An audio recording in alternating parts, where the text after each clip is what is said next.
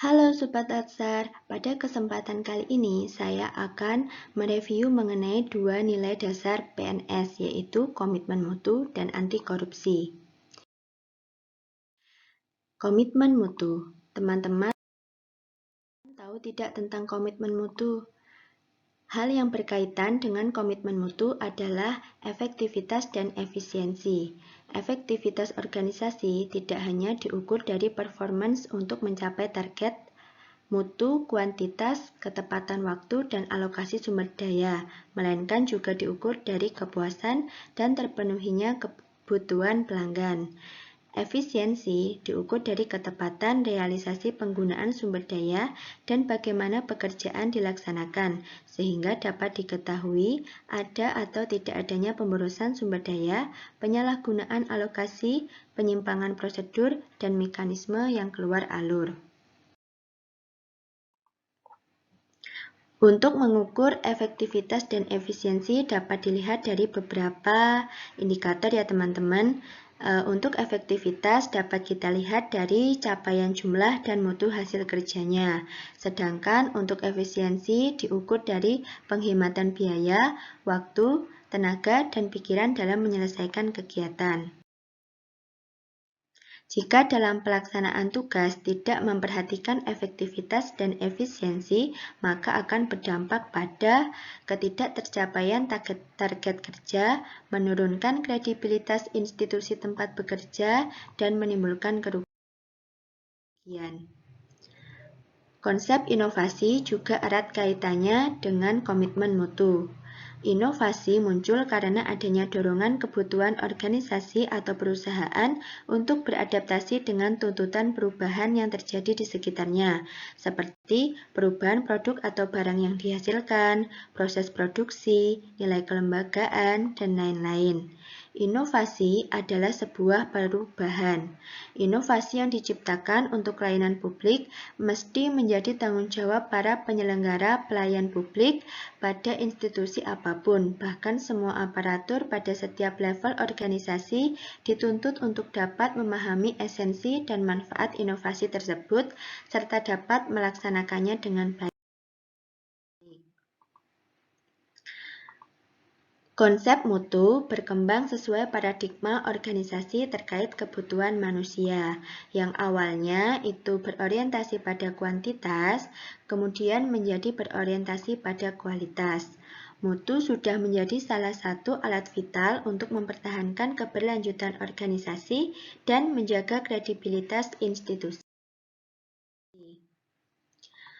Pengertian mutu ada beberapa ya teman-teman. Yang pertama adalah mutu mencerminkan nilai keunggulan produk atau jasa yang diberikan kepada pelanggan. Kemudian, mutu merupakan salah satu standar yang menjadi dasar untuk mengukur capaian hasil kerja. Mutu juga dapat dijadikan sebagai alat pembeda atau alat pembanding dengan produk atau jasa sejenis lainnya yang dihasilkan oleh lembaga lain oleh pesaing. Manajemen mutu biasanya dapat menggunakan metode Total Quality Management. Menurut Santoso, TQM merupakan sistem manajemen yang mengangkat kualitas sebagai strategi usaha dan berorientasi pada kepuasan pelanggan dengan melibatkan seluruh anggota organisasi. Nah, 5 pilar TQM oleh Bill Gates adalah produk, proses, komitmen, dan pemimpin saling berkesinambungan dalam wujud suatu organisasi.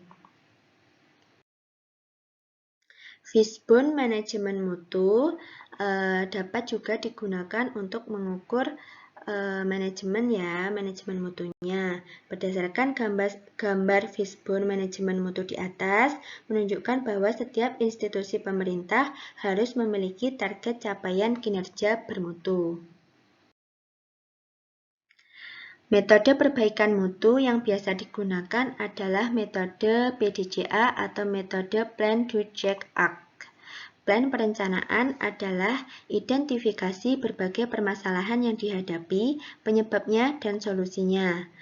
Melaksanakan adalah rencana aksi yang sudah disusun harus dijalankan secara konsisten oleh semua orang.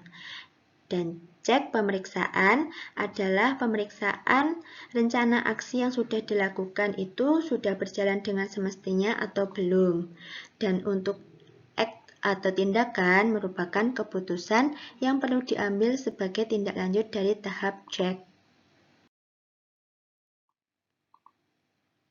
Implementasi mutu dalam layanan publik dapat diwujudkan dengan program didasarkan pada kesadaran mutu dan berorientasi pada mutu, program mempunyai sifat kemanusiaan, program didasarkan pada pendekatan desentralisasi wewenang semua tingkat, dan THM diterapkan secara menyeluruh.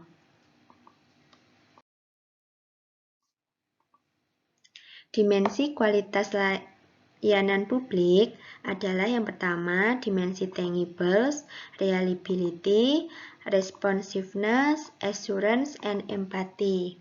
Untuk mengukur tingkat kepuasan masyarakat digunakan indeks kepuasan masyarakat. Karakter nilai dasar komitmen mutu itu harus ada komitmen, kemudian layanan cepat, tepat, ramah, menyentuh hati, adanya perlindungan kepada konsumen, dan yang keempat adalah adanya inovasi. Tujuan utama pelayanan berbasis nilai dasar komitmen mutu adalah mengutamakan kepentingan sebagai pelanggan, menumbuhkan kepercayaan terhadap institusi pemerintah, meningkatkan kesetiaan dan kepuasan sebagai pelanggan, menjalankan tugas, peran, dan fungsi sesuai ketentuan perundang-undangan. Nah, kita memasuki bahasan mengenai anti korupsi nih teman-teman. Kita jangan sampai korupsi ya, karena korupsi itu sangat merugikan negara. Korupsi berasal dari bahasa Latin corruptio dan corruptus yang berarti kerusakan atau kebobrokan. Korupsi dalam bahasa Yunani corruptio adalah perbuatan yang tidak baik, buruk, curang, dapat disuap, tidak bermoral, menyimpang dari kesucian, melanggar norma, agama, material, mental, umum, dan lain-lain. Nah, rumus korupsi adalah sama dengan diskresi dikali monopoli dikurangi akuntabilitas. Kita sebagai calon ASN harus sadar anti korupsi, kemudian semakin jauh dari korupsi, dan membangun sistem integritas. Teman-teman, kita harus sadar anti korupsi karena hal yang sangat membuat miris adalah saat ini masih banyak sekali tindakan korupsi yang terjadi di Indonesia dan yang melakukannya adalah para aparatur sipil negara. Sebagai ASN, seharusnya kita mempunyai sikap malu untuk korupsi, kemudian harus mempunyai sikap berani untuk menjauhi segala bentuk korupsi. Sebagai ASN, kita juga harus menjadi contoh untuk generasi penerus kita dan memperbaiki sistem yang telah dicemari oleh koruptor.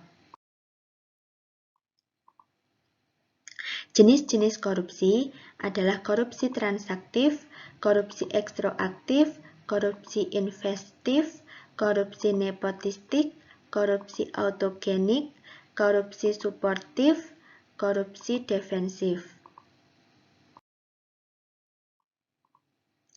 Nah, yang kedua yang harus kita punyai adalah semakin jauh dari korupsi. Sebelumnya, kita harus mengetahui 7 kelompok tindak pidana korupsi menurut UU nomor 31 tahun 1999 junto UU nomor 20 tahun 2001. Yang pertama adalah kerugian keuangan negara, kedua suap menyuap, ketiga pemerasan, keempat perbuatan curang, kelima penggelapan dalam jabatan, keenam benturan kepentingan, ketujuh gratifikasi, dan 10 dimensi korupsi yang harus kita ketahui adalah penyuapan, penggelapan, komisi, pemerasan, pilih kasih, penyalahgunaan wewenang, bisnis orang dalam, nepotisme, sumbangan ilegal, dan pemalsuan. Nah, faktor penyebab terjadinya korupsi itu ada banyak sekali ya teman-teman. Hal ini menyebabkan lemahnya negara dalam mengatasi korupsi, sehingga korupsi masih banyak sekali terjadi di Indonesia. Yang pertama adalah tanggung jawab profesi, moral yang rendah, kemudian sanksi yang lemah dan penerapan hukum yang tidak konsisten, rendahnya disiplin terhadap peraturan, kehidupan yang konsumtif, boros dan serakah, lemahnya pengawasan berjenjang dalam pelaksanaan tugas, kurangnya keteladanan, hilangnya rasa malu ber-KKN, wewenang yang bisa tidak diikuti evaluasi laporan kinerja, dan lainnya. Masih banyak sekali faktor penyebab terjadinya korupsi di Indonesia. Untuk membangun sistem integritas, kita harus mempelajari UU Nomor 31 Tahun 1999 mengenai penegakan hukum terhadap perilaku tindak pidana korupsi yang dilakukan oleh PNS dan UU Nomor 5 Tahun 2014 tentang aparatur sipil negara yang berisi PNS diberhentikan dengan tidak hormat. Nilai dasar anti korupsi yang harus kita punyai adalah jujur, peduli, mandiri, disiplin, tanggung jawab, kerja keras, sederhana, berani, dan adil. Sebagai generasi muda, kita harus berani katakan tidak pada korupsi. Nah, teman-teman, sekian pemaparan saya mengenai